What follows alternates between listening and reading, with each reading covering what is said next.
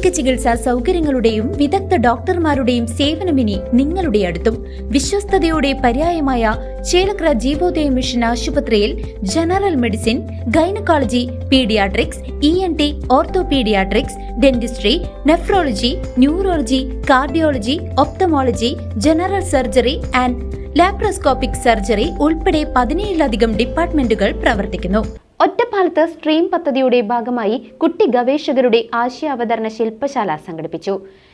Scroll ചെയ്യുന്ന ബാല്യം എന്ന വിഷയത്തിൽ സംവാദവും നടത്തി.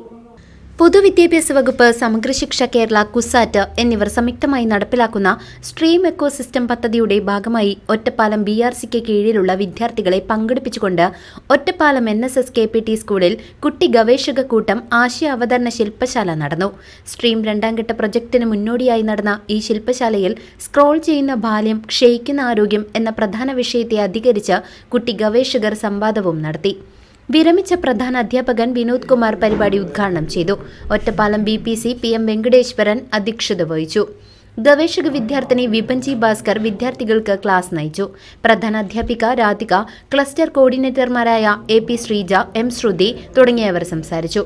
ഒറ്റപ്പാലം BRCക്ക് കീഴിലുള്ള 7 വിദ്യാലയങ്ങളിൽ നിന്നായി 35 കുട്ടികളാണ് നിലവിൽ സാമൂഹ്യ മാധ്യമങ്ങളുമായി ബന്ധപ്പെട്ട ഈ വിഷയത്തിൽ ഗവേഷണം നടത്തുന്നത്. കൂടാതെ മനുഷ്യ സുരക്ഷയും തെരുവുനായ സംരക്ഷണവും ഒരു ഗവേഷണ പഠനം എന്ന വിഷയത്തിലും വിദ്യാർത്ഥികൾ ഗവേഷണം നടത്തുന്നുണ്ട്. നമ്മൾ ചെയ്യാൻ പോകുന്നത് ഒരു മഹത്തായ കാര്യം, ചെറിയ കാര്യമല്ല. സാധാരണ ഒരു പ്രോജക്റ്റ് ചെയ്യുന്നത് കുട്ടികൾ PGക്കൊക്കെ പഠിക്കുമ്പോഴാണ്. PGക്ക് പഠിക്കുന്നവർക്ക് ഒരു പ്രോജക്റ്റ് നിർബന്ധമാണ്. ഇപ്പൊ സോഷ്യോളജിക്കൊക്കെ ആണെങ്കിൽ തീർച്ചയായിട്ടും ഒരു പ്രോജക്റ്റ് ചെയ്യും, സമൂഹമായി ബന്ധം. അപ്പൊ അങ്ങനെ നിങ്ങൾ ഒരു വലിയ കാര്യം ചെയ്യാം. അപ്പൊ ഒരു കാര്യം ചെയ്യുമ്പോൾ അതിന്റെ ഗുണം ആർക്കാണെന്നാണ് പ്രശ്നം. എനിക്ക് മാത്രം ഗുണമുള്ള കാര്യം ചെയ്തിട്ട് സമൂഹത്തിന് ഗുണമുണ്ട്.